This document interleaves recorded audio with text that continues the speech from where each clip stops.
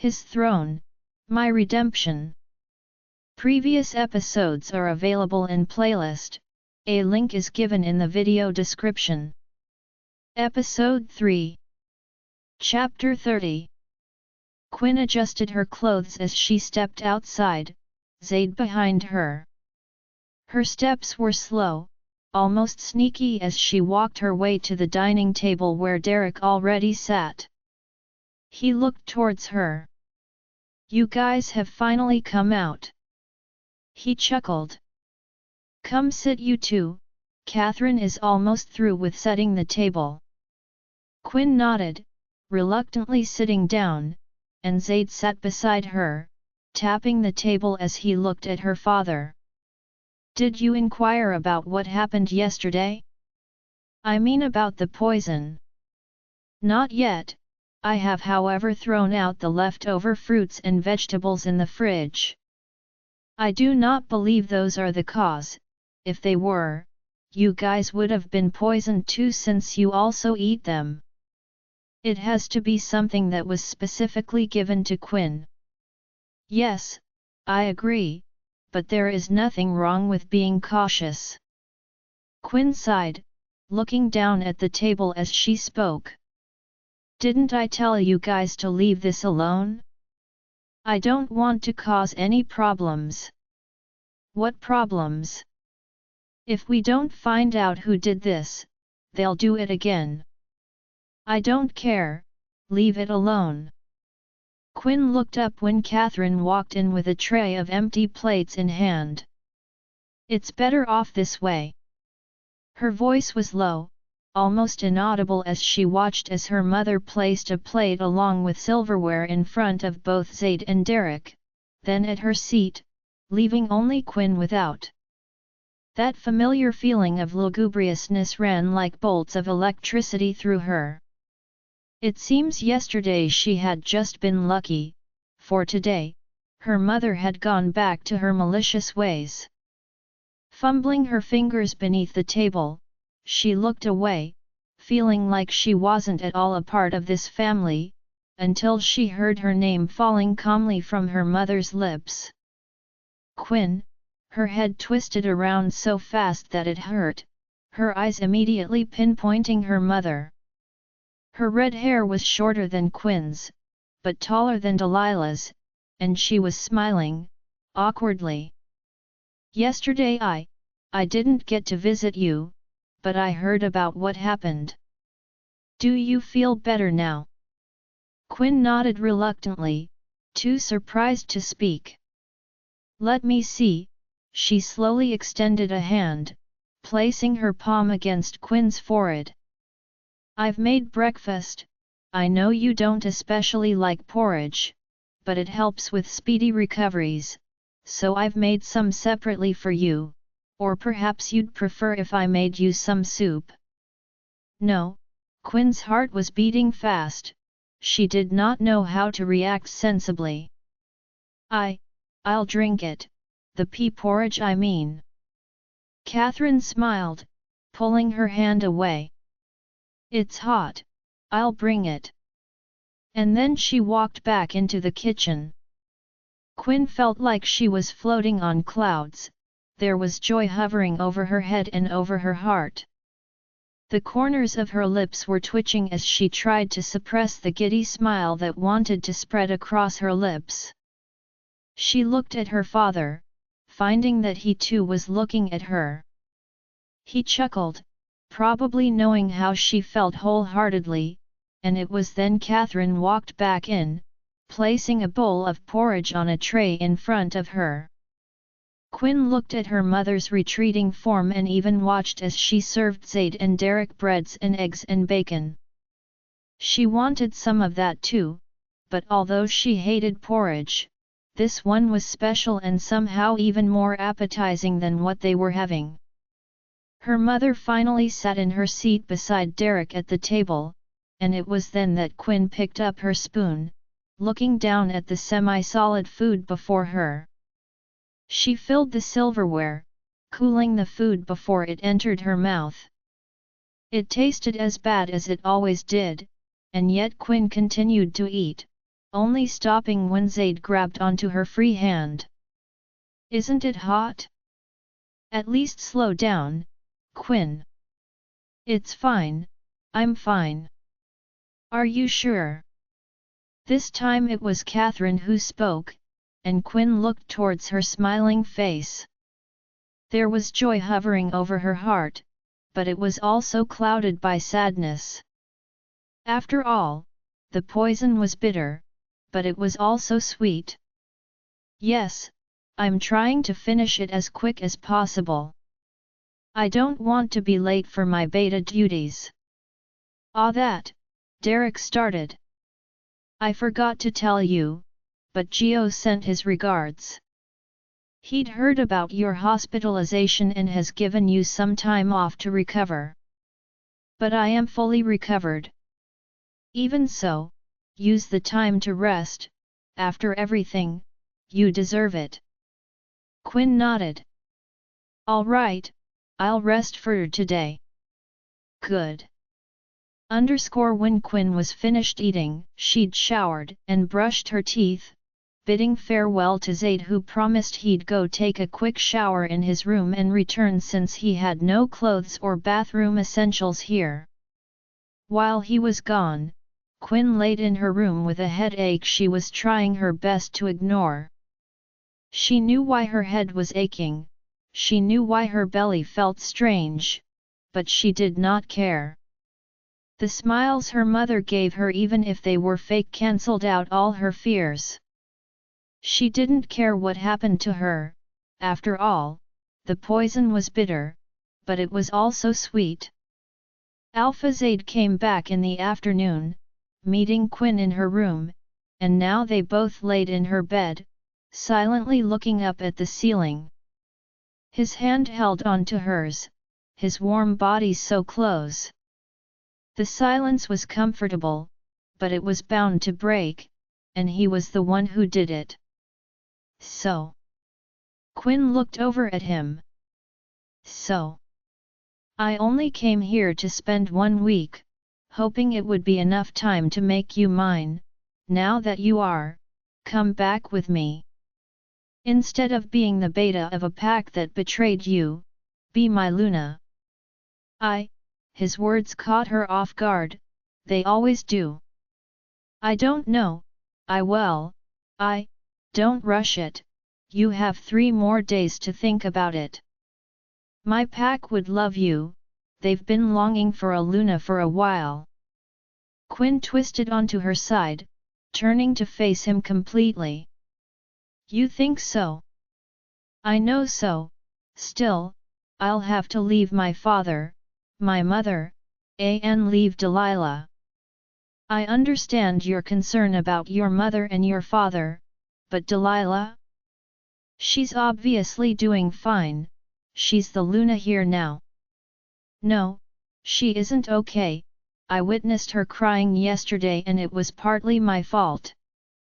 Gio says he doesn't want her anymore, he wants me back. I shouldn't care, but I do, I need to go see how she's doing.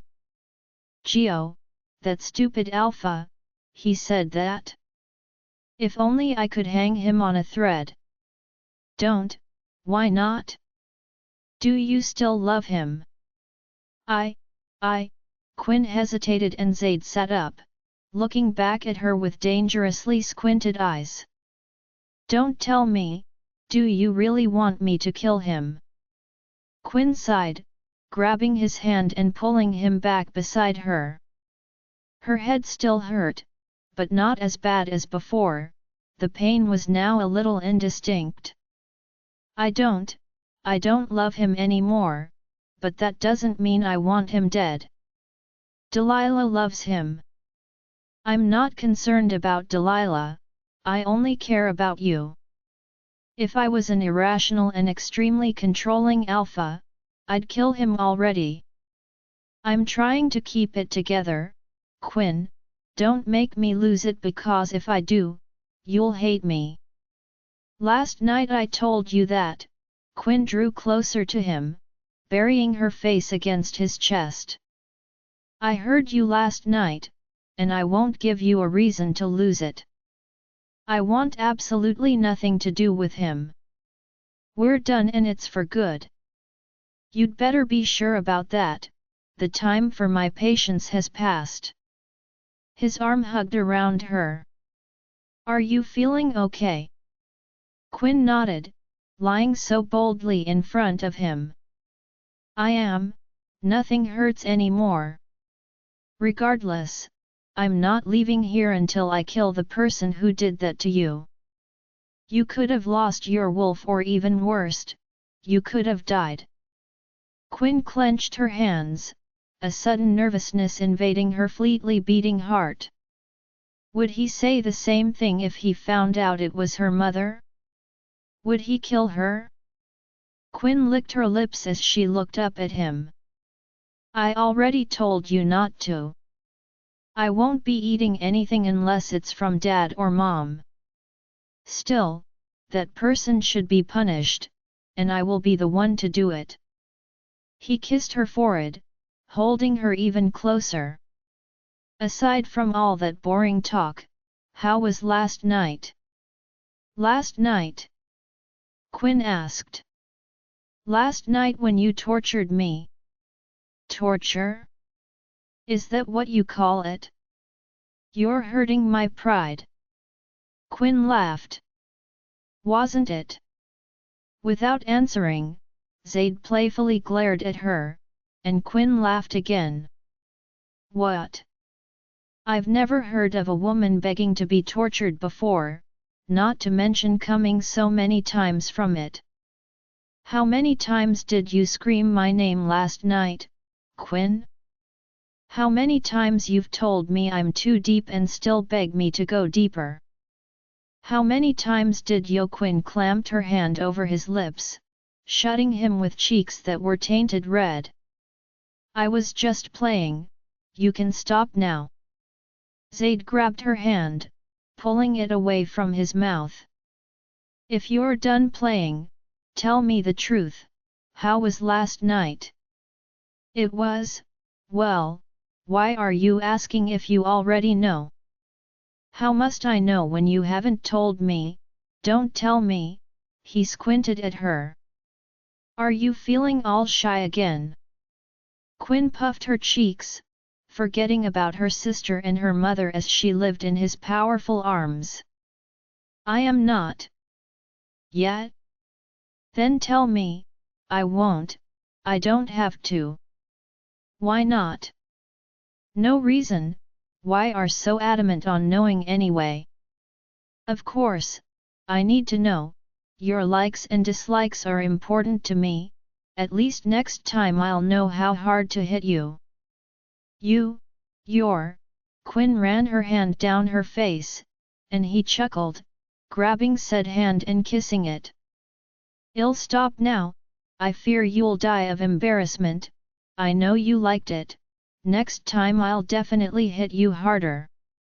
But I never said, you don't have to, last night. Quinn covered his mouth again.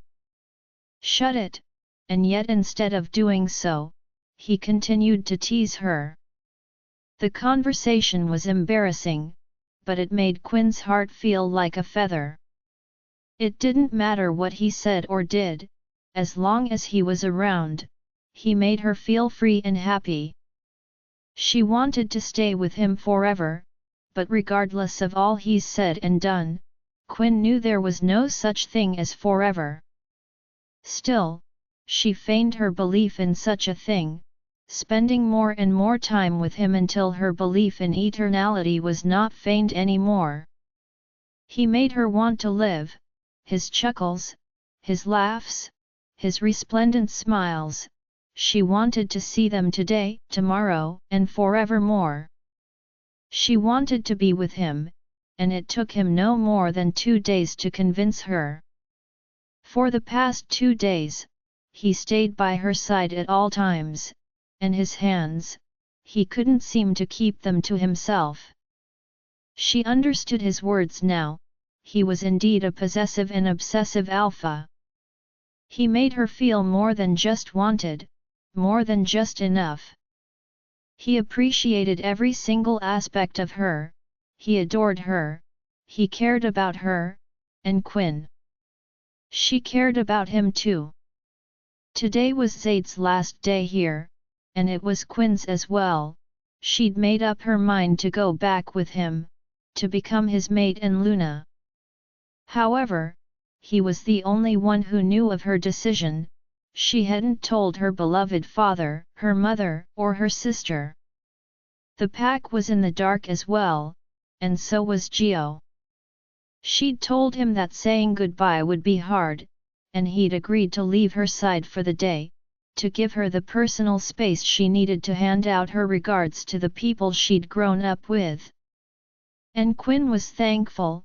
She knew she'd cry, especially while looking into her father's eyes, and she did not want Zade to see such an ugly side of her. She was still skeptical though.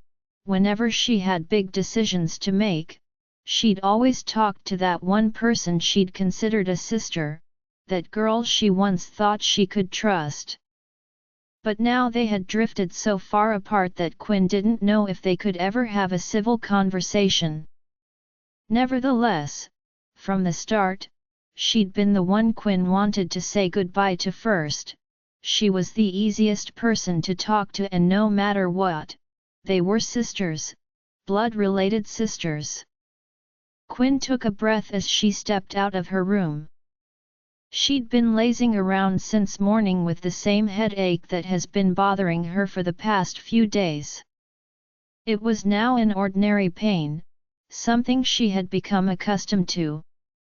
Her feet took her to the living room, where her mother and her father sat watching the television. "I'm going for a walk, I'll be back in a few." "Okay," Derek agreed, and as soon as she turned to walk away, her mother's voice stopped her. Quinn," her name still sounded so weird falling off her mother's lips, but it always made butterflies wander around in her head. "Yes, Mom.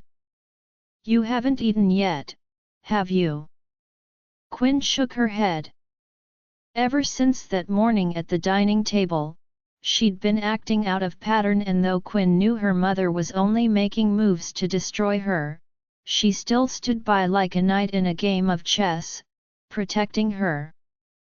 "I haven't, but I'm not hungry now, I'll eat dinner later." Quinn continued on her way out, pocketing her hands and trying her best to keep a nonchalant temperament.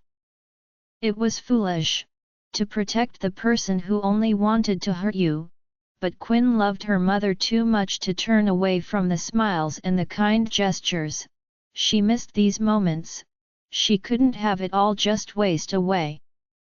Opening the front door, she stepped outside into the cold breeze that blew against the trees and against the healthy green grass around the house. The surrounding bushes were lively too, billowing softly along with the wind. Quinn stepped off the porch, walking her way out into the open. She took a path that she knew, one she was awfully acquainted with, and she didn't stop until she stood in front of a house. It was big, 2 stories, painted in yellow and white. There were 3 rooms inside, a master bedroom, a guest room and a vacant room that had been put aside in case a child were to come into the picture.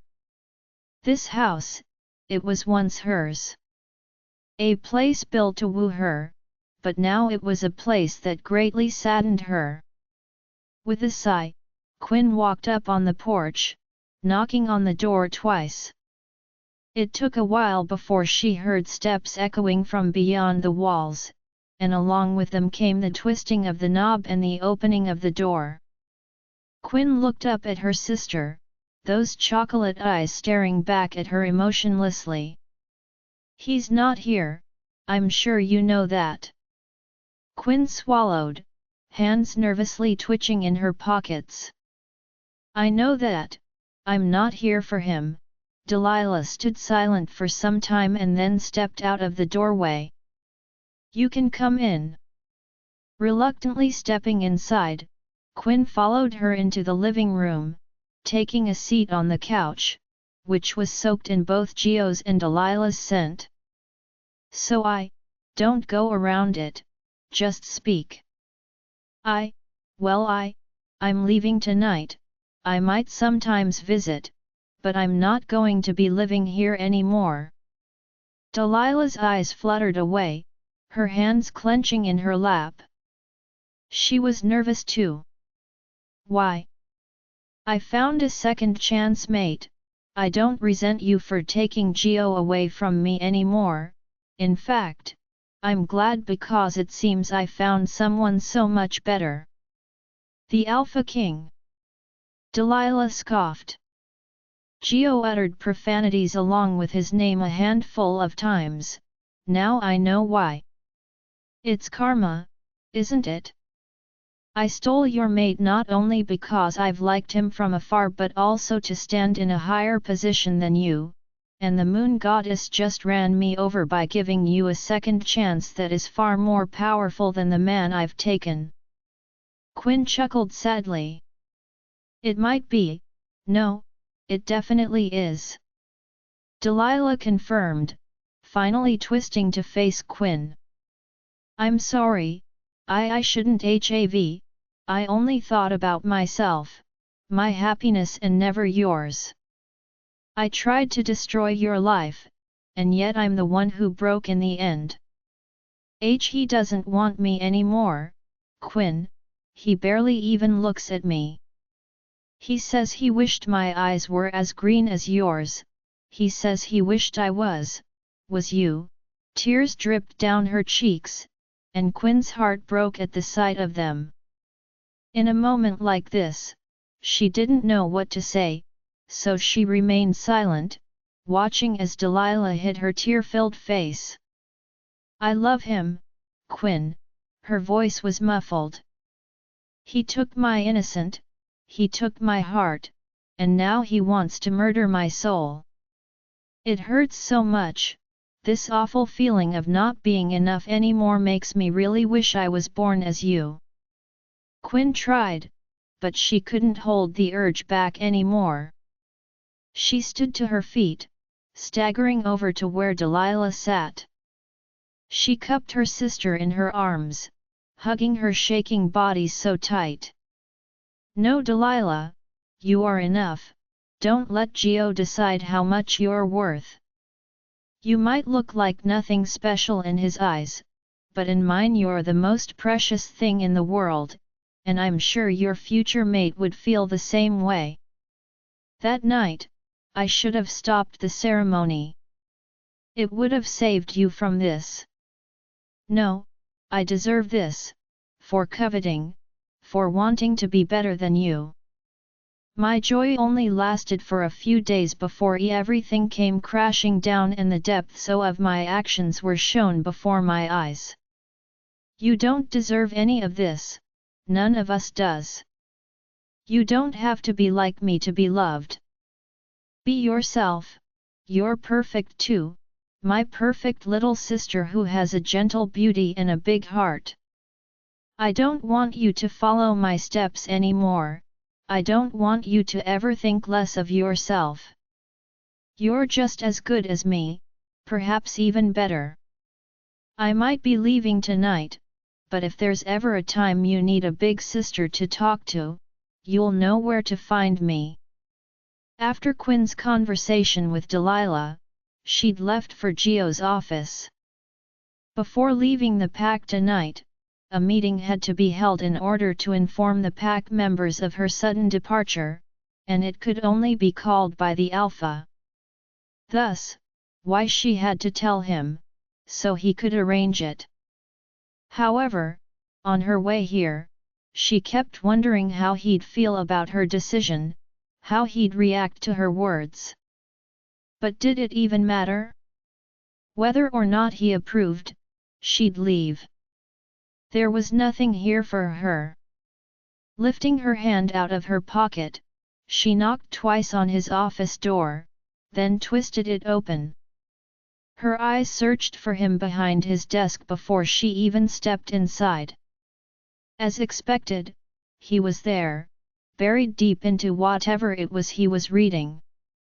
Quinn stepped inside, closing the door behind her. Alpha. Quinn, I thought I told to take some time off. Nephrone isn't something to play around with.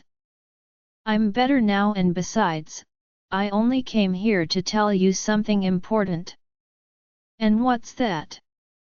He looked up from his desk, hand clenching around the pen he held. Speak. I'm leaving. It's tradition for the dominant wolf to prepare a place for their mates, and well, Zade is, what I mean is, I'm leaving with Alpha Zade. I knew you were gonna say something like this. You can leave, but you won't be happy, Quinn. Your home will always be with me, so avoid the trauma by staying. It might all seem like a fairy tale now, but it will all start falling apart soon. You'll see that the Alpha King is even worse than I am. A stronger man has a stronger pride. His words almost had Quinn faltering, but she didn't. Twisting back towards the door, she grabbed onto the knob. Let me see this through till the end. If this ever falls apart like you say, I'll be the one to get hurt, so keep your fake concern to yourself and arrange the meeting tonight. And with that, she walked outside, heaving a breath as soon as the door closed. She rushed down the path to the marketplace, scared that he'd follow her, and somehow, instead of home, she ended up by the tree with her name on it. She fell against the rough bark, breathing hard and heavy. Was she really making the right decision? Gio sounded so sure of his words. Was there something he knew about Zade that she didn't? No, that wasn't the case. He knew she was vulnerable and scared, so he was trying to use it against her. She wasn't going to fall for it, no matter what he said or did. She was leaving tonight. To live and to be happy, she had to leave. In an attempt to calm herself down, Quinn tried to stabilize her breaths by deepening them. Zade said he'd never hurt her, he'd promised not to abandon her, and she believed him. He was an Alpha King, a man of his words. He wouldn't betray her like Gio did. Sliding down against the tree, she took a seat against the strong roots that surfaced, sitting there until the morning sky darkened into that of the evening. Her aching head was full of thoughts. She had so much on her plate, her mother, her sister, Gio, and now she was wallowing in doubt. She'd been sure yesterday and the day before, but right now, she wasn't sure anymore. Must she wait a while longer? This decision seemed like one too big to be made in a day or two. She needed some advice. She needed to speak to her father. Standing to her feet, Quinn trotted her way back home, finding her father laughing with the comedians on TV with mother in his arms. Quinn didn't want to disturb them, but this was probably her last time doing it. Dad, can I speak to you for a second? It's important. Wait, honey, this'll finish in a second. Please Dad, I need your help. Her father looked from the television and then at her, withdrawing his arm from around his mate. You don't look good, Quinn, are you all right? I'm fine, Dad. I don't think so. He got up, grabbing her wrist and pulling her away, but Catherine grabbed onto the opposite hand. Don't I want to know what happened too? I'm her mother, I should also know what's wrong. This is, Derek started. This between me and my daughter. She's my daughter too. Sit Quinn, let's talk about this together. I'm a woman, I'll understand you a lot more. But Sit down while I get you some water, your forehead is all sweaty, you look thirsty.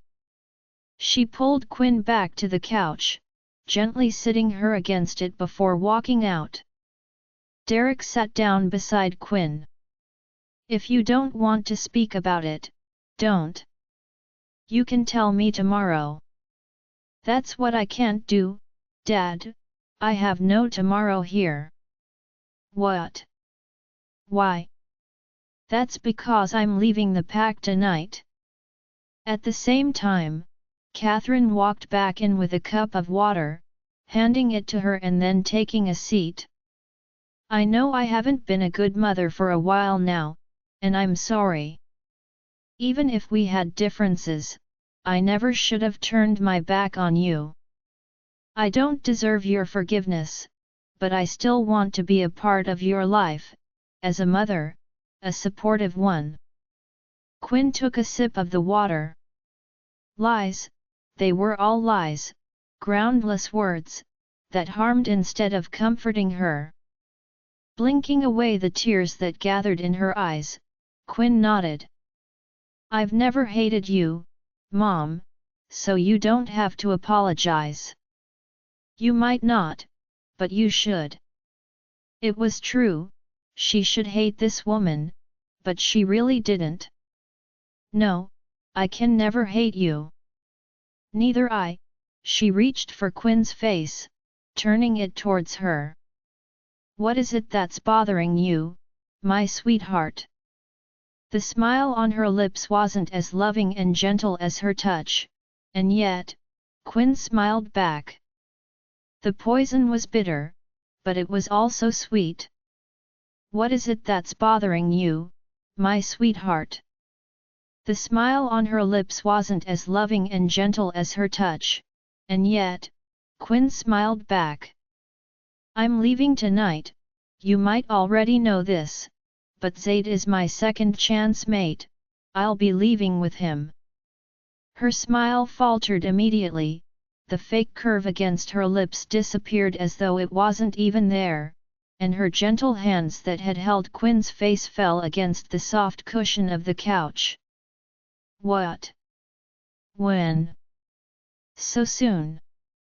It's not soon, Catherine, it's something you and I both expected. He's a good man, a better alpha than Gio, even though you don't need my approval, you have it, Quinn. But they just met. When we just met Catherine, we were already thinking of making babies. It's never too soon or too late. Go and be happy, Quinn. I might even come visit you from time to time. Zade owes me a couple games of cards anyway. Quinn turned to her father, smiling faintly. You don't think I'm rushing it? No, honey, if anything it took you too long. I've been waiting to see my grandchildren for a while now. Quit playing around and give them to me. Quinn chuckled, taking another sip of the water before placing it against the center table and getting up. I threw out a couple of clothes on the bed, I'll go pack them now and get ready for my speech at the meeting tonight. All right, Derek muttered in agreement, and Quinn took a step forward, almost falling down as soon as she did. The one step had everything around her spinning, her world now as she saw it was a blur, the poison, it was acting up again, but why? She hadn't eaten any thigh. Quinn stopped mid-thought, looking back at the glass of water on the table, that had to be it. Glancing up from the glass, she stared at her mother, who stared back at her with an expression she could not see clearly. She felt betrayed all over again, and she felt like a fool for still wanting to protect such a woman. Looking away, she continued to walk, torturing herself to make it to her room door. Every step took a toll on her, her wolf was rolling in her chest, drowning in so much pain. Its whimpers were pitiful, pitiful, and weak. Quinn grabbed onto the knob, barely managing to push the door open. As soon as it opened, she stepped inside, slamming the door shut so her dad couldn't see as she suffered beneath the wickedness of her mother. She fell against the bed, feeling dizzy, feeling hot. She felt as though she was going into heat, but it wasn't supposed to be this week, it was supposed to be the next. This shouldn't be happening, not yet. A groan left her lips as the clothes she wore burned her skin, and a slick pooled significantly in her drawers. She wanted to be touched, desperately, but it was one man that she wanted. Gathering herself, she shuffled off the bed and staggered back through her door, ignoring the pain in her head, as well as her father's voice that called out to her as she headed out the front door. The night breeze that was once cold felt hot against her skin, whipping her so strongly and leaving bruises that weren't visible. Nevertheless, Quinn continued on her way, heading towards the pack house where she knew he'd be. The walk felt longer than it usually was, filling Quinn to the brim with wicked anticipation that didn't hesitate to tear her apart. When she finally made it, a breath of relief left her lips and she reached for the double doors, not getting the chance to push them open. Someone grabbed her, hauling her around to the back of the pack house that was dark and secluded. She was shoved roughly against the wall, her blurry vision pinpointing on Gio. "Really? You're in heat, Quinn, and you decided to go to him? It has always been me, you've spent every one of your heats with me." Quinn clenched her legs together, barely hanging on. "Gio. Quinn, have not I apologized enough? Stop this now, stop torturing me now." Quinn's bit her lips, her eyes flickering from green to red and to green again as her wolf tried to take control. "Mate," it whimpered in her head, the word coming as a surprise to Quinn. "Mate, how? Why is he?"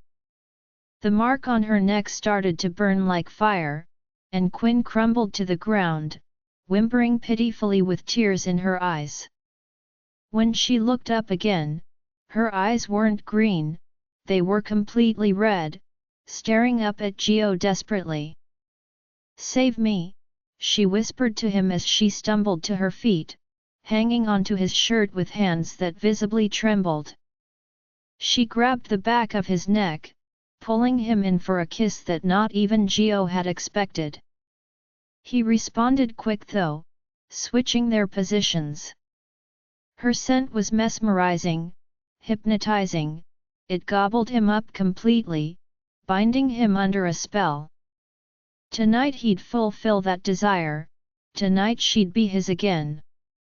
That's what he had thought until he heard that growl that rumbled from behind, dangerous and ferociously. He tried to look back at the mad wolf that approached, but Quinn grabbed his head, holding it in place as she continued to kiss him.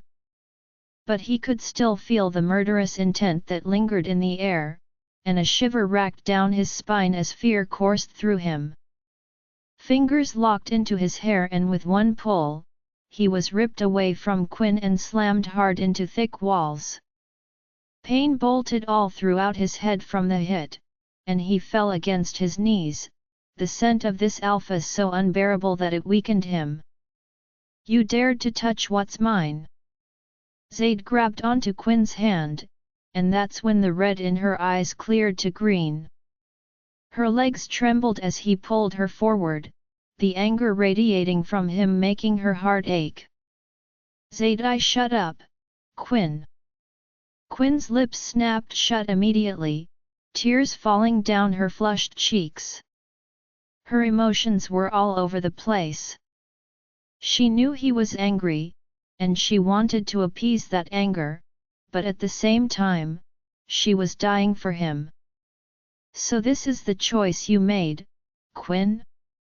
I left you alone for one day and you did this." I said to shut up. Your heat might be a plausible excuse for you to use to get yourself out of this, but according to me, that is not an excuse. If you hadn't wanted him, you wouldn't have given in to him. Quinn, she wanted him, not Gio, she wanted him. Please, I'm sorry, just, slick keeps dripping down my thighs, for him. No, for you, Zade chuckled humorlessly, pulling her through the double doors of the pack house. I would have believed you if I didn't witness what I did. How do you lie so naturally, Quinn? Even when you're vulnerable. No, I'm not lying.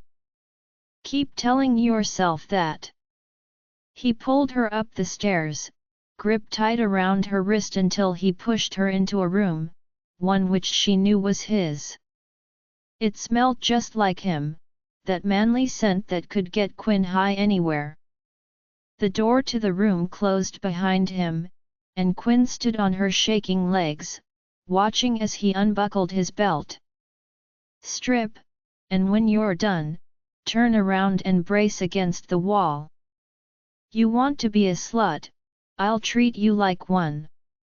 Quinn did not hesitate, his words were harsh, but her condition was way harsher. The heat was tearing at her skin, she felt like she was in the heart of an erupting volcano, burning away but slowly. Pulling the already ripped blouse over her head, she threw it to the floor, and then the rest of her clothes followed. She looked at him once more before moving over to the wall and bracing against it. She heard when the belt buckle clinked as he pulled it out of his pants, and she heard his steps as he approached her. Her body tingled all over in painful anticipation, especially when his hand ran along the curve of her back. Arch it properly, and count to 10 with me. Before she could question his words, she heard the belt slicing through the air and felt as it connected heavily to the skin of her bottom. She cried out, legs almost giving out, hands clenching against the wall. 1, Zade grumbled out, and when she did nothing but whimper, he grabbed her hair, pulling her against him.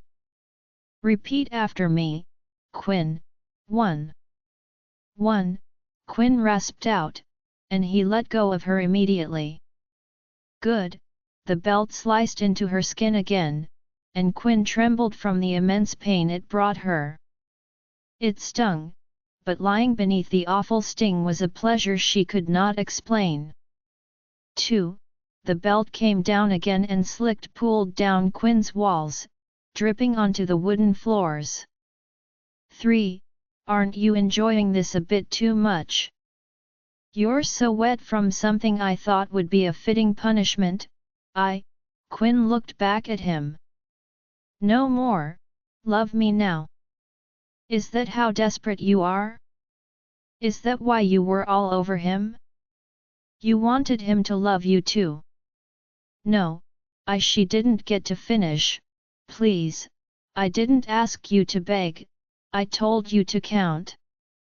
He slapped her again, this time harder than before, and without allowing her the time to process the hit, he gave her a harder one. Her legs trembled until they gave out, her eyes rolling back as she came powerfully against the floor. Zade grabbed her hand, pulling her up again. I said to brace against the wall, Quinn, we haven't made it to 10 yet. Quinn's eyes blurred with tears, and she hugged around him, crying against his chest. She wasn't herself now, she was horny and restless, but she was scared too, this angry side of him was making her scared. I'm sorry, please, I'm sorry. Don't be angry at me anymore. Zade hissed, throwing the belt aside. You can handle eating another man's face, but not the aftermath of it. I didn't even hit you 5 times. I'm sorry, I'm sorry. He sighed, pulling away from her. Brace against the wall again, I won't hit you anymore, I'm gonna give you what you want now, exactly what you want. Quinn looked down at the belt on the floor and then at him. What? Aren't you desperate for someone anymore? Or I could excuse myself if you want him to do it. No, Quinn quickly shook her head. It's you. I want you to do it. Then assume the position. Quinn turned around, her hand trembling as she placed them against the wall again. Arch your back. I told you, didn't I? I told you if you do around I'd do till redden these cheeks. Don't cry, I'm only doing what I promised. The heat made her body more sensitive than it initially was, it made her feel more, made her want more. She could feel butterflies in her stomach and she could feel the fervent fire they flew above, she was close. This pleasure, it was all she needed. Looking back at him, she moaned his name. Zade, I'm going to. You don't deserve to come first, Quinn, wait until I tell you to. I can't, I really can't, but you can, I know you can. Quinn really couldn't hold back. Her body was weak and oversensitive. It was too much. Slow down, slow down. Isn't this what you wanted? I told you not to come yet, didn't I? Now you'll have to do it all over again, and this time, don't, Quinn. He do so good until her eyes were blurry with tears. She was dying to come, to let go, but if she did, he'd only get angrier. Are you satisfied? He leaned down. I'd mark you, Quinn, but you're not even mine. No, I am yours. He laughed mockingly. And yet, you were willing for another man. I wasn't, ah. You weren't what? Don't tell me you want to make excuses when I've seen it all with my own eyes. She begged him to save you like a damsel in distress. Quinn hollered out, she'd almost come again, she couldn't hold it any longer, she couldn't, she couldn't. Please, I want to come now, please just, it's all right, I'm tired of this anyway, it's not fun. You may come. As soon as she came down from her high, he stepped back, and Quinn fell against the floor. Her heat was gone now, all that was left was a stinging ache in her head as she gradually came back to her senses. Zade, shhh, we're done now, and I don't want to hear another word out of you. He walked over to the bed, taking up a bag that was completely packed. I should have known it wasn't going to work when you refused to even acknowledge me as your mate. I knew you still loved him, I was the fool for thinking I could make you love me more. Quinn struggled to her feet, ignoring the dizziness she felt. But I didn't mean it, the heat, it was the heat in my wolf. I already told you, that's not an excuse, Quinn. I'm sorry, Quinn rubbed her eyes when tears dripped from them. She felt helpless and stupid. I made a mistake, I was just, Zade, I'm sorry. It doesn't matter now, he walked past her towards the door and Quinn grabbed his hand, swallowing nervously. Where are you going? I told you, Quinn, I'm leaving tonight, whether I take you or not. I have a pack waiting for me, I'm not going to stay here and chase someone I might never catch up to. Goodbye, Quinn, when you're ready to see me as what I really am to you, find me. He yanked his hand out of hers and opened the door, walking through it before she could stop him. The door slammed shut in her face, and as Quinn walked towards it, her dizziness increased, making it hard for her to move. Her body felt weak, and in just seconds, all she could see was darkness as she fell against the floor. Still, her hand reached towards the door he'd walked through, these last words trudging up her throat before she completely lost consciousness. "But you said you'd never leave me." Derek paced around the hospital room.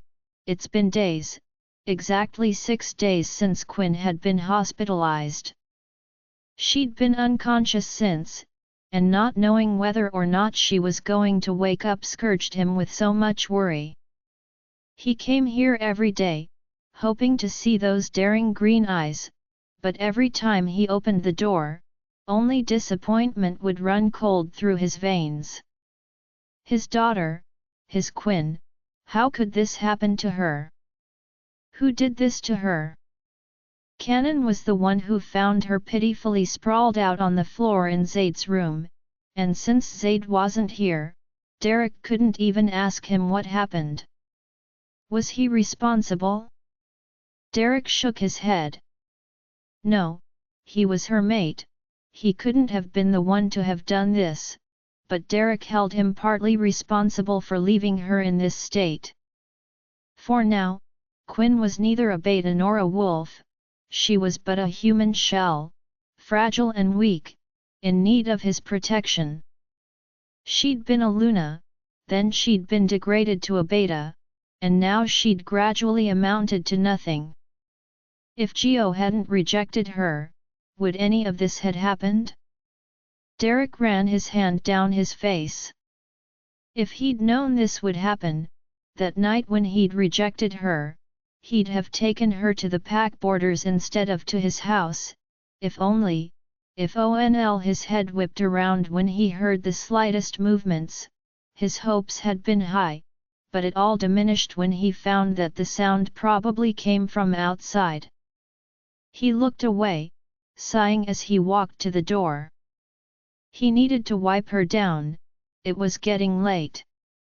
His hand reached for the knob, but before he could twist it unlocked, frightened breaths from behind had him turning towards his daughter again. "Zade, where's Zade?" His heart started to palpitate at the sound of her voice, and his hands trembled as he pulled it away from the doorknob. "Quinn!"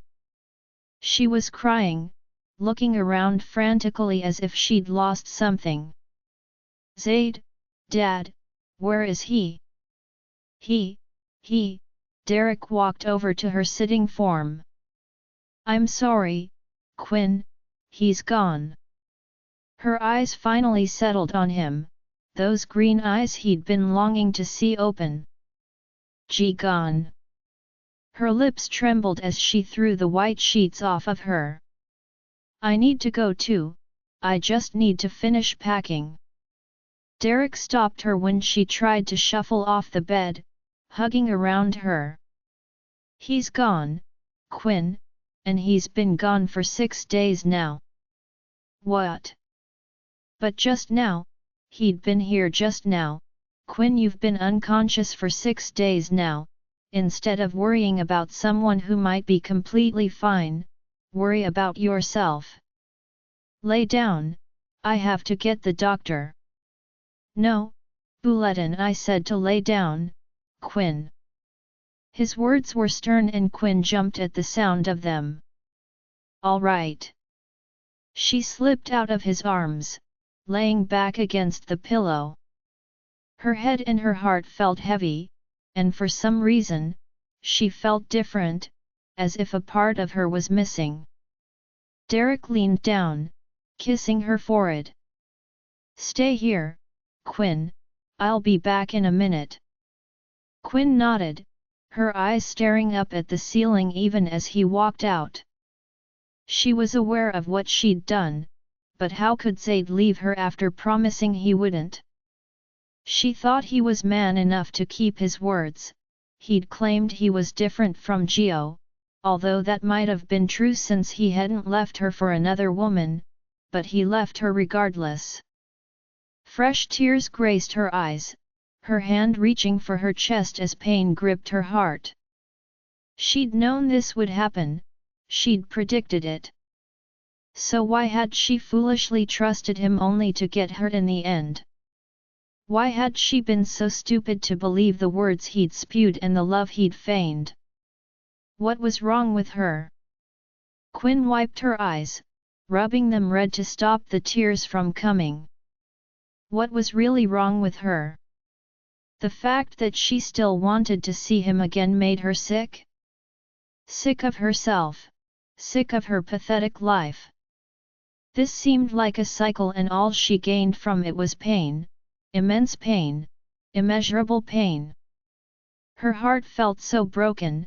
After all, during those few days he'd spent with her, she thought they'd shared enough to last a lifetime, she thought she'd finally found her forever.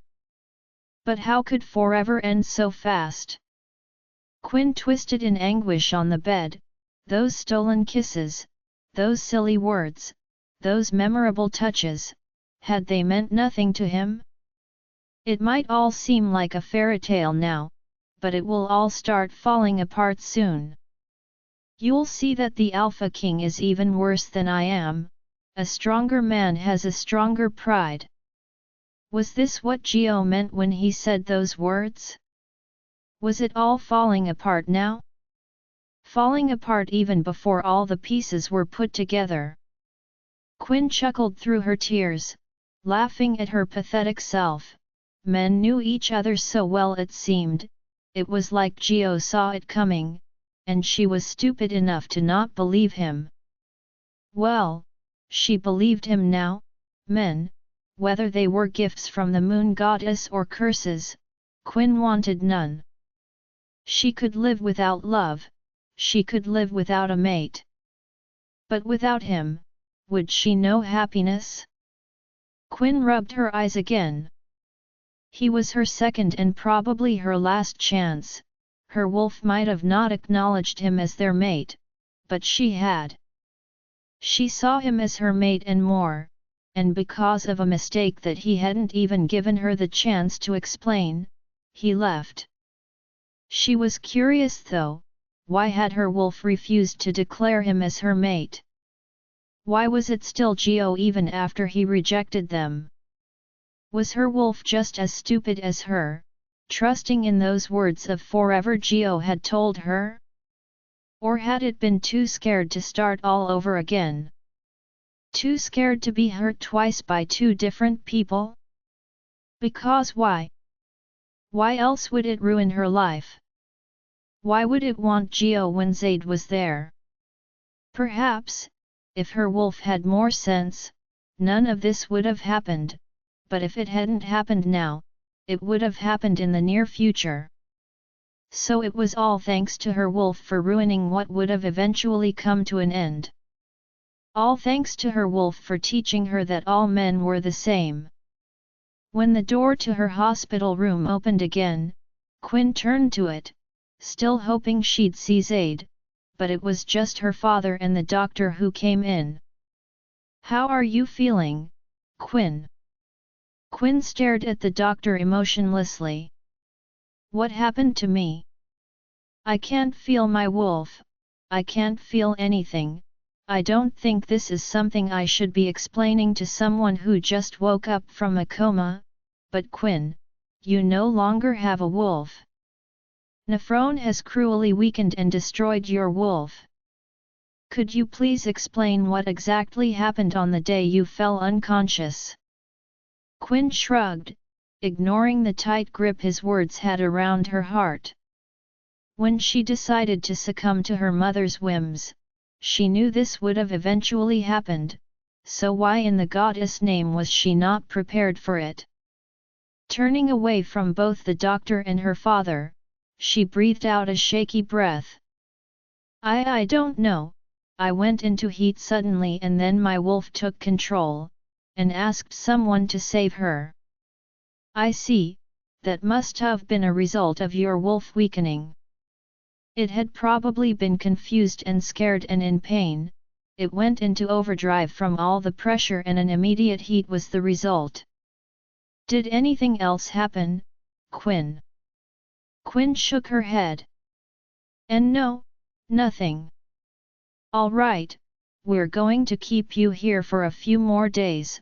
You're weak now, you need rest, and we also need to run some more tests.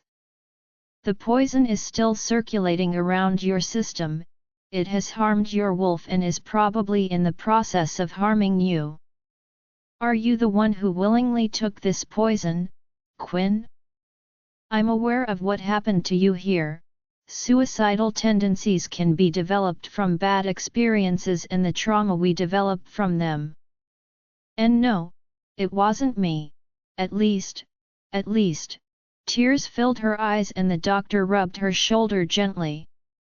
It's all right, Quinn, this is all hard to take in, I know, but do you know who gave you the poison? Quinn's breath hitched, her body visibly shuddering. And no, I don't. I don't. Okay, calm down, I believe you. However, if there's ever a chance when you think you know who gave you this poison, you can either speak to me or your father, it is quite important, especially to the Alpha. And then he left, ushering Dad out along with him. Quinn let out the heart-wrenching sobs she'd been holding and then, crying against the pillow as silently as ever. It seemed she'd lost more than just her mate, she lost a piece of her heart, and now the most vital part of her was gone, her wolf. Perhaps this was all just a bad dream, a dream she wanted to wake up from so bad, a nightmare that could bring her to her knees and brutally rip out the remains of her heart.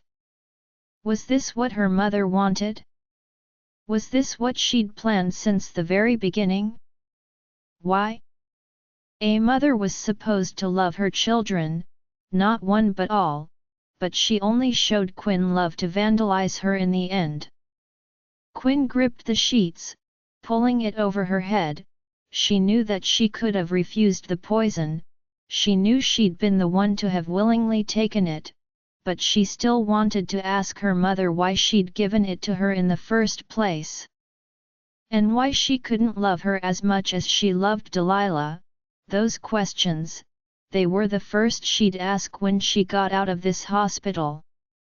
3 more days passed before Quinn was finally able to exit the hospital. Without a wolf, her body felt different now, fragile, as if even a sudden touch could break her.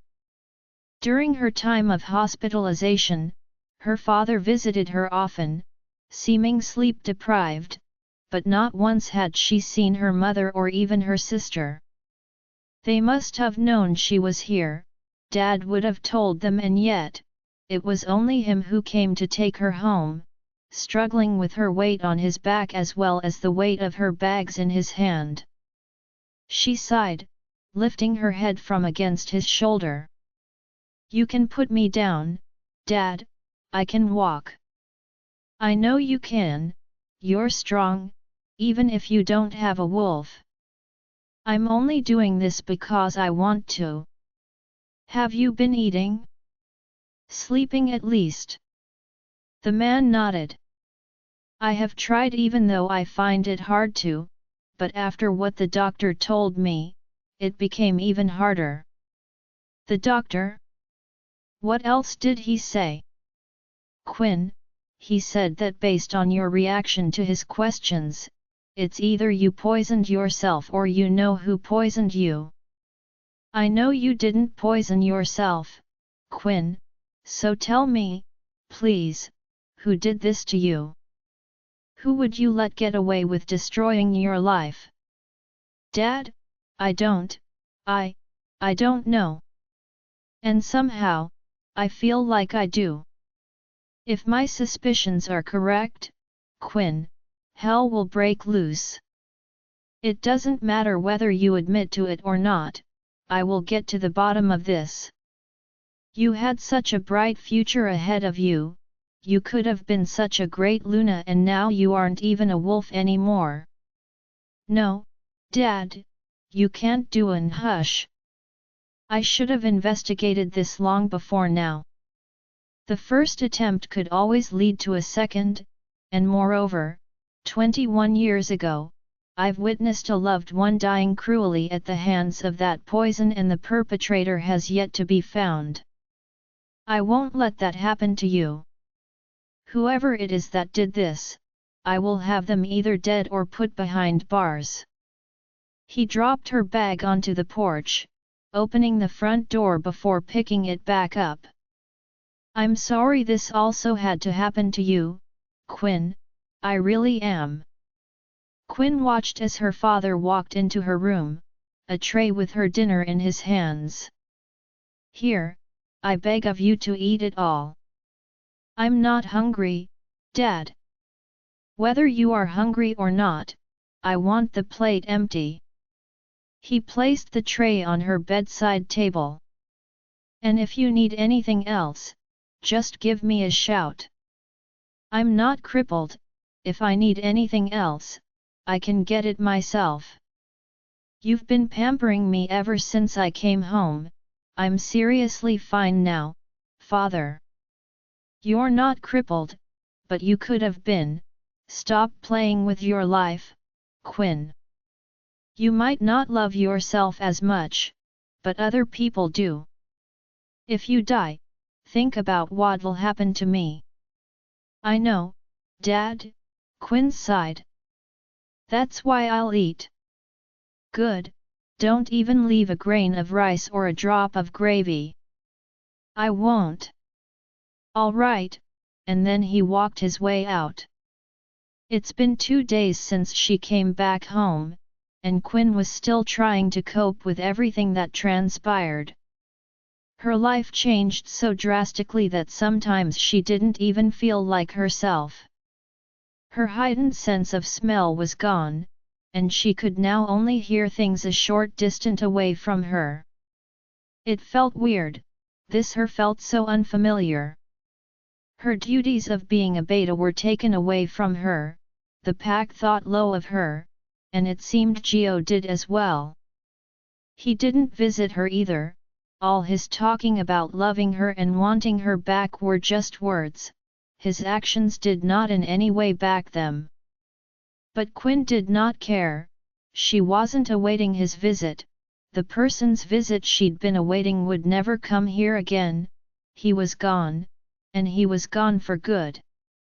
That black jacket he'd given her, she'd held it against her nostrils several times, trying to get a whiff of the scent that had many times swept her off her feet.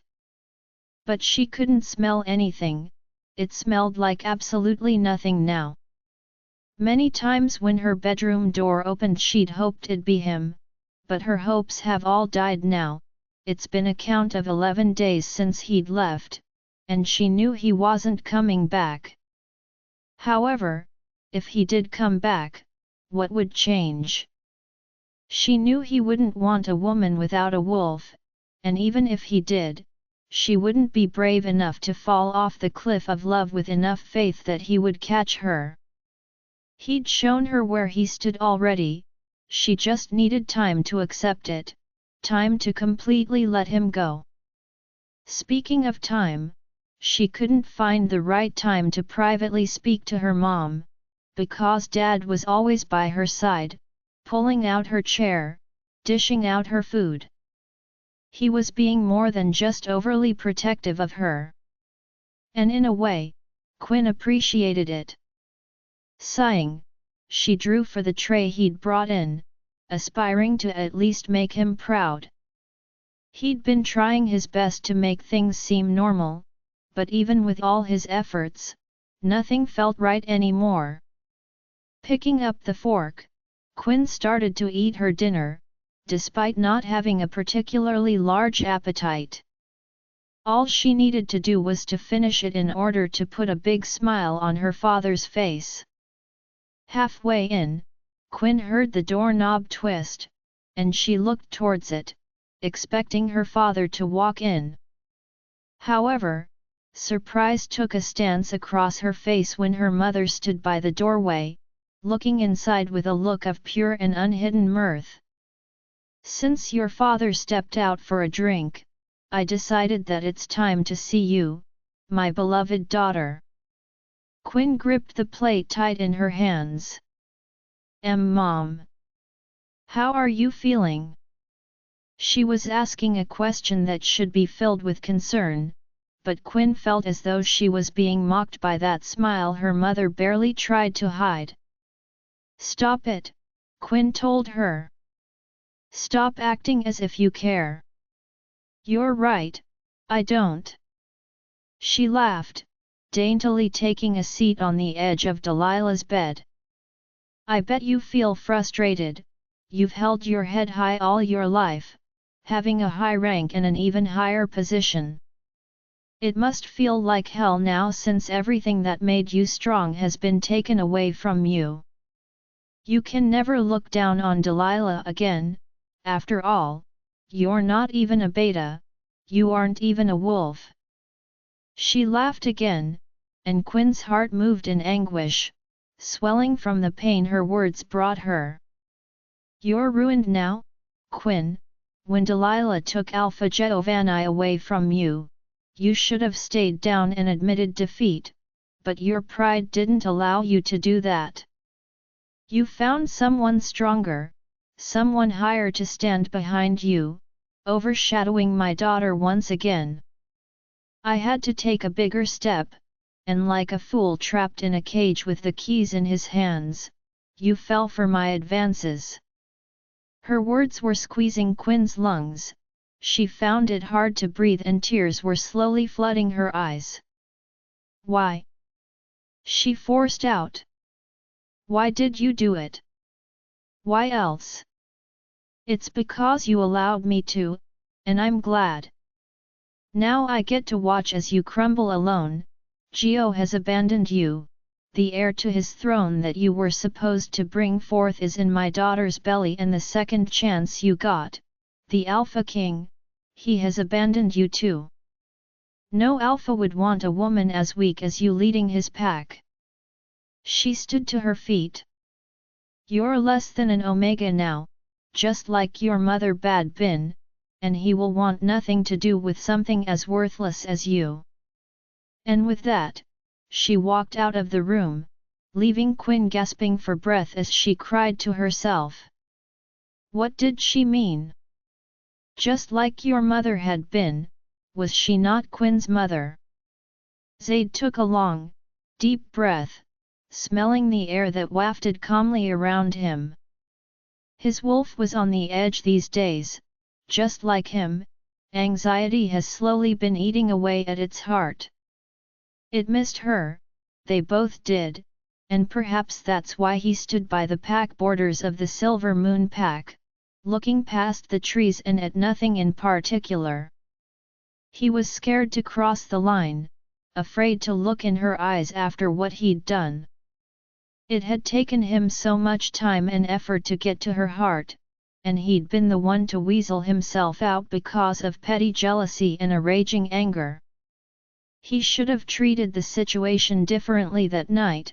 If he had, then he wouldn't be here with a hole in his heart wondering if she'd be forgiving enough to take him back with opened arms. He knew she wouldn't, but he couldn't help but hope. All the promises he'd made, he broke them in one night, tarnishing her trust and ruining their bond. He could barely feel it anymore. Has she already given up? Zade clenched his teeth around the backpack in his mouth, the red eyes of his wolf casting down onto the earth. He wondered if he'd only come here to embarrass himself.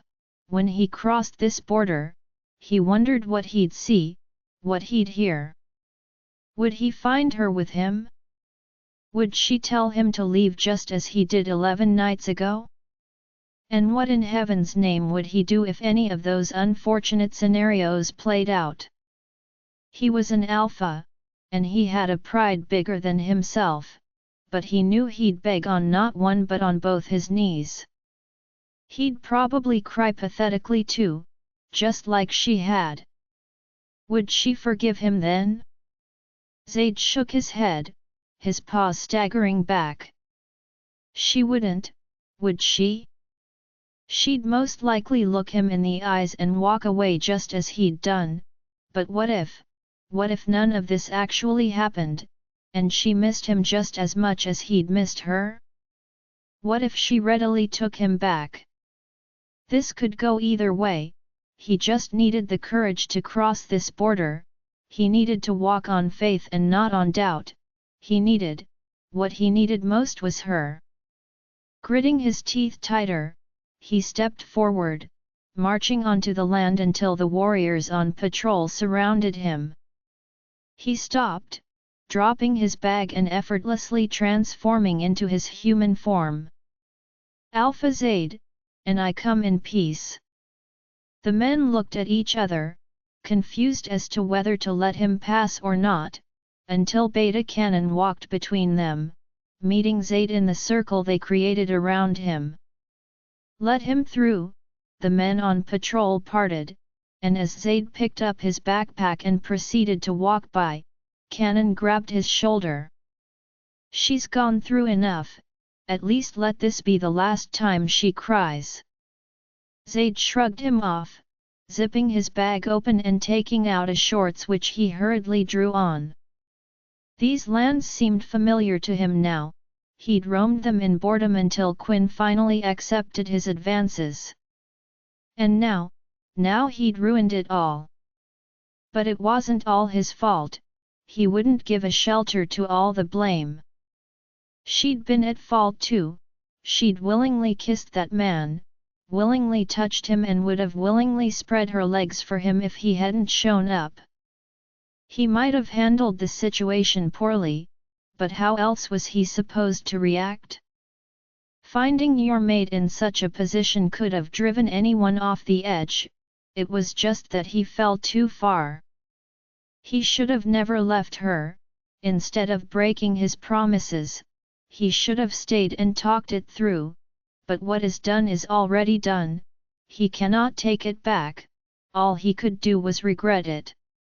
He took a left turn, heading in the direction of Derek's house, until he was able to smell her scent.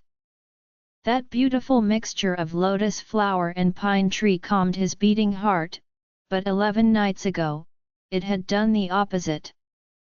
It had riled him up to no end, her heat had made the scent more fragrance, much sweeter, and he'd followed it in delight only to find her with that fool.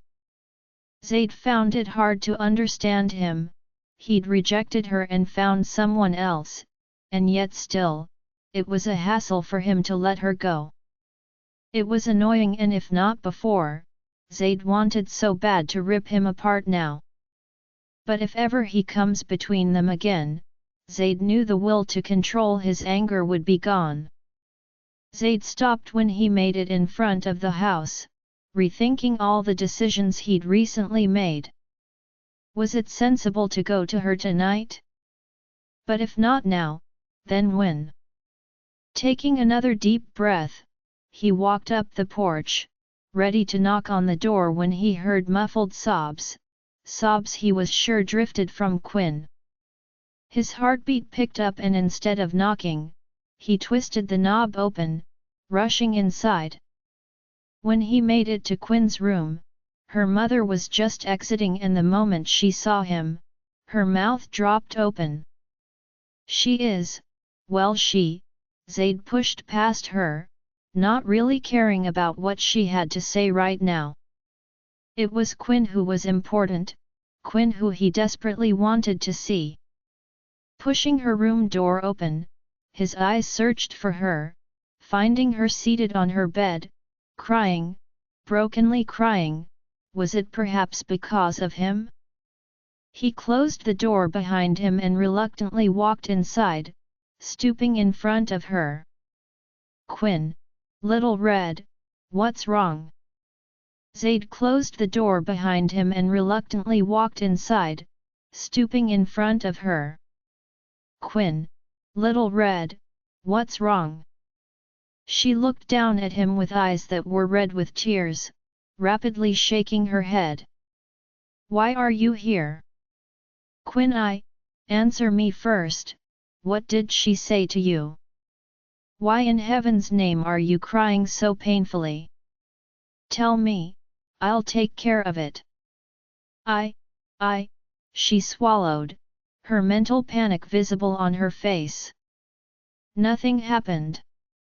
Quinn, he reached for her face, and though it was futile to wipe away the tears that tainted her cheeks, he did.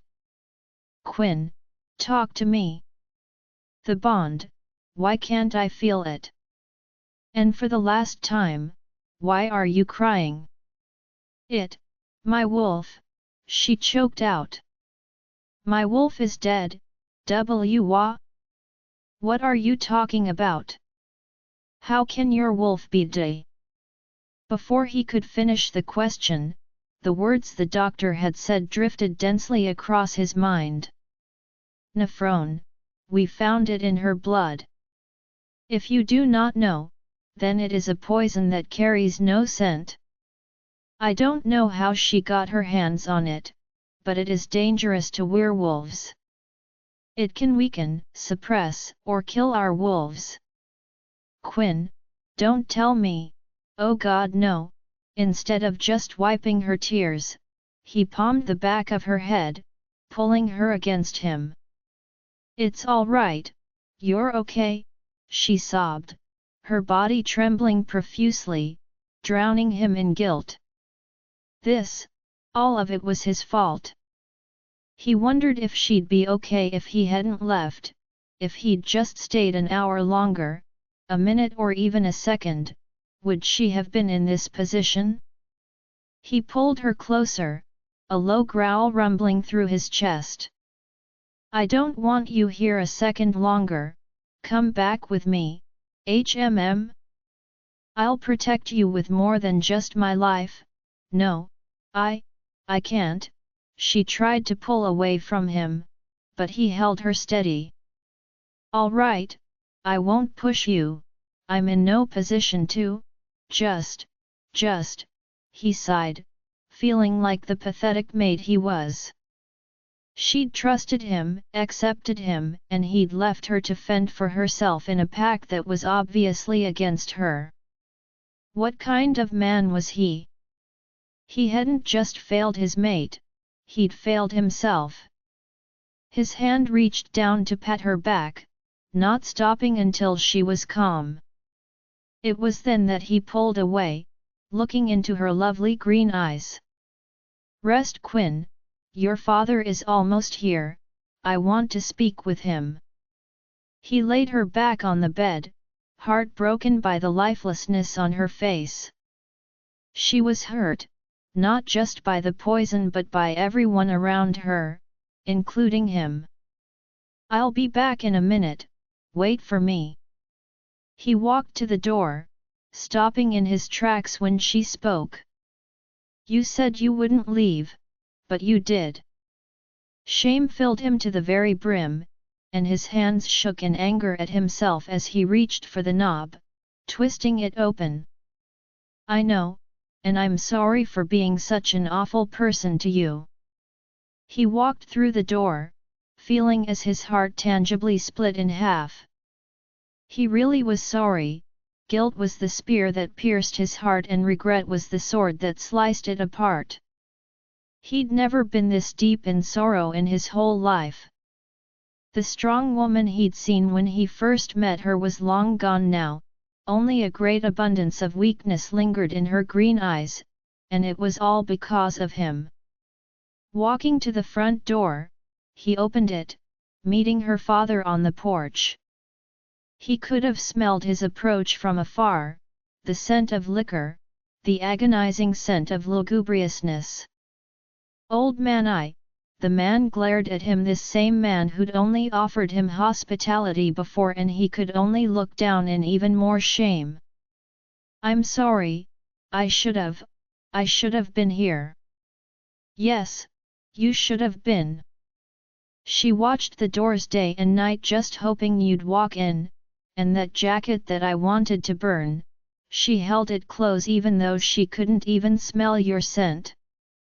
You've disappointed me, son, but I can't blame you for what happened, it is my fault for being clueless. I should have figured it out when it happened the first time. He walked past Zade, entering the house, and Zade followed him. I'm such a fool for even doubting it, I've known all along. 21 years ago, I knew too, but I loved her too much. I'd already lost one, I did not want to lose two. But now, I can't let it slide, I can't let her go. He turned to Zade with blatant tears in his eyes. Her mother is on the run, for her crimes, catch her before she crosses the border, but I beg this of you, spare her, for my selfish sake. Zade tilted his head as he stared at Derek. What are why? Are you saying that she is the perpetrator? It can't be, her own child. Go, catch her, if I go, I know I will only set her free. Zade didn't waste another second, he sniffed the air, confirming the fact that she was gone before he rushed through the door, transforming into his black-furred wolf mid-run. He'd had his suspicions too. That morning when Quinn fell unconscious, and she only stood by the door, watching everything without a single speck of concern on her face. That day at the dining table when Quinn seemed so awkward speaking to her, as if she wasn't used to having normal conversations with her own mother. It had been clear, she cooked all the time, and she was the one who delivered food to Quinn, but to suspect her mother had been beyond him. But now that it has been confirmed, for ruining Quinn, he will rip her apart, tear her to shreds, then bask in her blood. Zade followed the scent of the fleeting Omega, paws thundering against the earth. He wouldn't let her get away, if he didn't find her tonight, he would not return, his pride would not allow him to. Twisting into the woods, he bolted past the trees, he wasn't anxious, he knew she hadn't gotten far, he knew he'd catch her. Her efforts were all in vain, a fool she was indeed, and Quinn was probably the same, a fool. If she'd just given him a hint before, if she'd just said the word, it wouldn't have gotten this far. But a mother trying to kill her own child was a surprise to him, he still couldn't believe it. Why would she even think about doing such a thing? What exactly happened between the two? Zade was clueless and curious, but right now, that wasn't at the forefront of his mind, catching this woman was. Speeding up, his nostrils flared as he smelled the air, realizing that he was quickly closing in on her. He jumped over a log, eyes drifting across the dark woods until he spotted the brown wolf, running with what was probably her all. He growled, sprinting into the direction she was running. She looked back at him, the fear in those eyes unimaginable. Zade forced his paws to move faster, leaping on top of her when he got close enough. She whimpered, trying to get away, but he had enough pressure on her small form. She twisted around to face him, the red eyes of her wolf cowering as she stared into his fierce ones. It seemed as though she was begging for mercy, but how could she? After destroying Quinn, she deserved to be destroyed too. Another growl rumbled through Zade's throat, this one low and lethal, revealing the obvious fact that she was in grave danger. Derek had begged him to spare her, but he wouldn't. He was trying to protect his mate, but Zade was doing the exact same. His lips curled back, revealing his sharp teeth, and with one more look into those eyes, he ripped into her neck, burying his teeth deep, deeper still. Her blood flooded his mouth, and a howl of pain ripped from her throat as she struggled beneath him. Her bones started to crack, and she whimpered through the transformation until she was but a human, becoming even more frail and fragile now. The size difference between her forms had his mouth just settling around her neck now, and before he could tighten it, she began to beg. Please don't, Quinn. Quinn wouldn't want this. If you kill me, then she'll hate you, I'm her mother after all. Zade's eyes twitched as he pulled back, him too changing back into his human form. A mother wouldn't harm her own child, he told her. I know, and I'm sorry. If you let me go, for as long as I live, I won't touch her again, I won't even return to this pack, I'm sorry, so terribly sorry. Zade's head tilted to the side in confusion. She was apologizing, and yet there wasn't any sincerity in her eyes. You're not sorry, are you? That look of fear on her face slowly faded into an emotionless gaze, and she chuckled, wincing when the act seemed to have pained her bleeding neck. Why would I be? I had planned to ruin that girl since the very day she was born. I'm only sorry I hadn't done it sooner. Derek, that fool, he has enough courage to rat me out, but not enough to catch me himself. I knew that he'd found out, his actions had been off since Quinn came back from the hospital. I really thought that this time around he'd choose me, but he put that stupid beta over me every time. Anger infiltrated her once expressionless features, and tears sprung from the corners of her eyes. I should have killed Quinn a long time ago, that bastard child didn't deserve to live, it shouldn't have been just her wolf that died, she should have died too before she could finish. Zade wrapped his hands around her throat, squeezing hard. His eyes were filled with red, and he could hear fleet footsteps approaching and distant yelling, but he focused on her cries for help that soon turned into desperate breaths of air. It's unfortunate, if you had sincerely apologized for what you'd done to my mate, I'd have considered sparing you. Your mate begged me to, after all, but you show no regret, not a single ounce of guilt. Quinn isn't the one who deserves to die, you do. His hands pressed harder against her throat and she started to choke, her eyes rolling to the back of her head as she struggled to live, struggled to breathe. He'd never dreamed of killing his mate's mother, and he never thought it'd make him happy, but watching as the life drained from her eyes had adrenaline pumping through him. A smile slipped across his lips, the desire he'd known all his life slipping into him like a ghost, one he always welcomed. But that smile disappeared when he was suddenly grabbed from behind and forced away from her. She coughed, sucking in an immense amount of air, and Zade yanked himself free, crawling back towards her. He wasn't done yet, she wasn't dead yet. His hand reached for her neck again, but once more, they grabbed him, pinning him against the floor. The patrolmen, did they want to die too? His eyes that were once hazel changed to red and he growled. Let go of me, he could smell their fear, the same fear he wanted to gobble up, but 2 men turned into 3 and 3 into 4 and 6 and 8, holding him captive, keeping him away from his goal. Even as they held him down, his eyes drifted towards Catherine. The panting woman who kept crawling as far away from him as possible. It might not be this day, but he'd kill her himself another. She's trying to flee, catch the fugitive that poisoned your beta. Quinn looked at her father as he walked into her room, crying. I'm sorry, Quinn. He fell to his knees in front of the bed she laid on, and the door closed on its own accord behind him.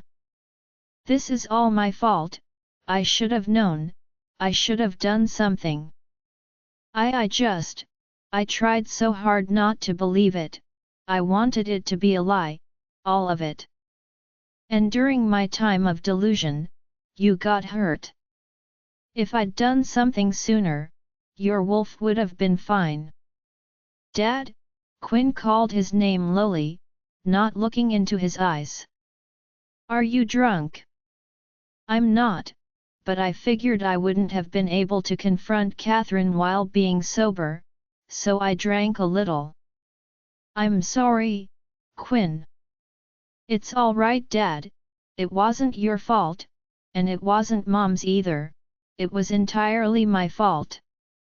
I knew from the start too, I was the one who wanted more than I could get, I was the one who laid my life down for something I shouldn't even have to beg for. She's my mother after all, her love is supposed to come free, or is that she isn't my mother?" Her eyes finally drifted over towards him, accessing his reaction to her question.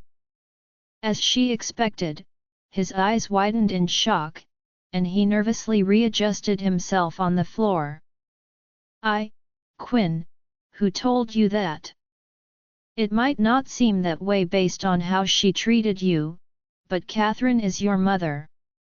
Quinn's hands clenched against the bed as she held back tears. Are you lying to me, Dad?" "No, sweetheart, why would I lie to you?" "Really, Dad, you're going to do this to me?" Quinn sat up, shuffling off the bed and then standing to her feet.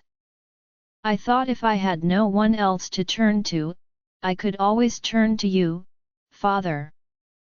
If not anybody else, then I trusted you to tell me the truth.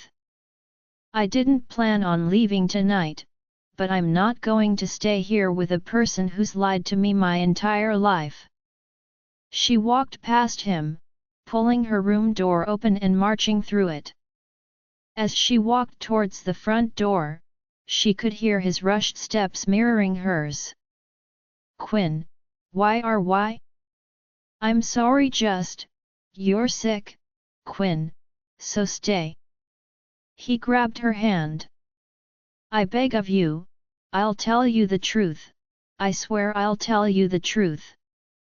Quinn ripped her hand out of his. "You should have told me the truth when I asked the first time, I don't want to hear it anymore." She pulled the front door open and found Cannon anxiously running towards the veranda. "The meeting grounds. You need to come to the meeting grounds now. Zade is in trouble, and your mother is too." Quinn's heart spiked as she rushed down the 4 steps in her path off the porch, and her father followed her in panic. It took minutes to get to the meeting grounds, and when they got there, it was crowded. It seemed the whole pack was there, staring up at something on the podium. Quinn looked up, finding exactly what they were looking at. Zade was standing in the very center of the stage with his hands tied behind his back. Catherine was there too, sat down on her knees with blatant bruises around her neck, and Gio stood between the two. Quinn's breath hitched as she pushed through the crowd, climbing up the steps until she was on top of the podium as well. Her eyes glanced towards Zade, finding that he was staring at her, a look of shame all over his handsome face. Quinn looked away, turning to Gio. "What's happening here?" Gio rose a brow. "Your maid accused your mother of being the one that poisoned you and attempted to murder her. Hurting a member of my pack is against the contract we signed. Even if it is true that your mother poisoned you, and I doubt it is not his right to punish her." Taking a deep and frustrated breath, Quinn walked past him, harshly shouldering him as she walked over to Zade. She reached behind him, untying the ropes that held him captive. I know that this isn't enough to restrain you, quit acting like a stupid in front of so many people. She dropped the ropes and turned towards Gio. Since we are all here, my family as well as the rest of the pack, let me reveal the truth. It is indeed this woman who poisoned me. I will not address her as my mother since she has been everything but a mother to me. You're the Alpha Gio, you're free to punish her in whatever way you see fit. As for me, I won't be here long enough to decide. I'm leaving this pack tonight. What? Quinn, you the pack Gio, they're dying to hear how you will punish the traitor. Gio's mouth opened and closed, and then with clenched jaws, he turned to stare at the pack. The six, the victim has spoken, since it is so, I will punish the criminal accordingly. As he continued to speak, Quinn grabbed Zade's hand. This doesn't mean I've forgiven you, and it doesn't mean I ever will. Right now, I need a place of refuge and it is not here. You said you'd take me back with you. I'll come. Zade looked down at her hand that held his, then nodded slowly, as if he were lost in a trance. This was the courage he'd seen in her eyes when he first met her, this was the strength he thought she lost. I'll take you, let's go. His hand closed around hers, and he pulled her off the podium with him, not stopping until they were at the back of the crowd. The pack members were whispering and staring, but neither Zade nor Quinn cared. Don't you want to hear it? Her punishment, I mean. Quinn looked back up at the podium, nodding once with an anxious gulp. Yes. Don't you want to hear it? Her punishment, I mean. Quinn looked back up at the podium, nodding once with an anxious gulp. Why yes. Let's wait then. They both stopped by a tree on the meeting grounds, watching as Gio walked back and forth on the stage, trying to figure out what would be a fitting punishment for a woman Quinn once regarded as her mom. Catherine Francis, are the allegations made against you the truth?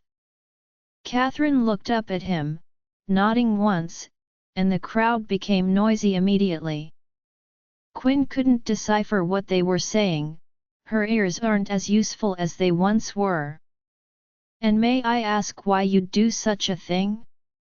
Quinn is the beta of this pack, she'd protected it on numerous occasions, why would you poison your own daughter? For a cause none of you would see valid. I see, and do you regret it? I don't. All right, you've confessed, and as Alpha, I hereby sentence you to 10 years imprisonment and a death sentence. Quinn's heart started to palpitate mindlessly, and her lips itched to open. She wanted to say something, but she didn't know what to say. 2 guards went up on the podium, pulling Catherine to her feet. She looked shocked, more than just surprised, those beautiful brown eyes opened so wide. You can't do this to me, Alpha. You promised me protection, you said if I got caught, the most you'd give me is 5 years imprisonment, and now you're betraying me. She struggled in the guard's arms, and Delilah descended from the crowd in a dress that breached past her ankles, crying. You promised, Gio. You said that. What did I promise? Gio yelled. Quinn is still leaving, isn't she? She's still leaving with him. Delilah pointed at him and then looked past the crowd at Quinn, who unknowingly had tears streaming down her face. It's not our fault. None of us knew the Alpha King would still want a peach without a wolf. It doesn't matter. Gio shoved her out of the way, and she fell down, looking up at him with eyes that were teary. If you weren't carrying my child, Delilah, you'd have been given a death sentence too. You're lucky, that's exactly what you are, lucky. You ruined my life. He looked at Quinn, and she staggered back, feeling the tangible break of her heart. And now, like the fool I am, I helped you to ruin Quinn's, all because I couldn't have her. Quinn felt like she was a piece of paper, being ripped apart. She heard a growl from behind her, and she turned around, looking at Zade. His eyes were glowing red, and claws protruded from his hands. I should have killed him like Frederick said. He marched in front, but Quinn grabbed him, shaking her head. Let them be, it's not the first time I've been betrayed by them. Let's just go. You can't possibly expect me to leave them alive after what they've done to you. I don't care if they are alive or dead, I just want to go, I want to go now, so please. She gritted her teeth, wiping her eyes when more tears flooded them. Please, let's just go. Zade's claws sunk back into his skin, his eyes changing back from red to hazel, and he grabbed her, holding her against his chest. I'm sorry, Quinn, I'm so sorry. He pulled back, reached for her hand and quickly leading her away from the meeting grounds. When they were far enough, Zade transformed into his wolf, the thin line of burgundy that coated the fur along his back glistening beneath the moon. He laid flat on his belly against the ground, gesturing for Quinn to get on. She garnered strands of his fur in her hand, but the sob that echoed through the woods stopped her from using them to climb on. With her watery eyes, she watched as her father staggered forward in the dark, looking disheveled, anxious and heartbroken. Quinn, I'm sorry. Quinn blinked away her tears as she hopped onto Zade's back. Goodbye, father. Zade got the message that wasn't said out loud. He slowly rose to his feet, speeding off into the woods, even as Derek screamed his daughter's name. Quinn didn't look back, she couldn't. Her head was spinning, her eyes were burning. She felt so lost and so stupid. She couldn't believe it, even after everything, Delilah still betrayed her again. She'd spoken to her that day, Quinn had smiled at her, comforted her, held her, and yet still. Quinn wanted to reach for her aching chest, but if her arms loosened around Zade's neck, she'd only fall. So she held on tighter, soaking his mostly black fur in her tears. It was painful, knowing that true betrayal could only come from the people closest to you. Gio. Her so-called mother. Her sister. Zade. And lastly her own father. She didn't get it though. If Catherine wasn't her real mother, was Derek not her real father as well? And if it was so, then who exactly were her real parents? Zade ran all through the night and only stopped when the sun broke past the darkness. He bent low enough for her to climb off his back, and then transformed into his human form. Since you didn't sleep at all, get some rest while I hunt something for us to eat. I'm not sleepy. Your eyes are drooping, Quinn. I said I'm not sleepy. Even so, leave me alone. Quinn hissed as she took a seat against the low grass that grew from the earth. Don't look down on me now that I've lost my wolf. I'm fine, and moreover, I don't want your concern. Quinn, she glared up at him and he sighed. All right, I won't trouble you anymore, I'll be back in a minute, don't move. He twisted around, changing forms once again before speeding off on a hunt. When he came back, he had a dead deer in his mouth, which he dropped when his eyes graced Quinn.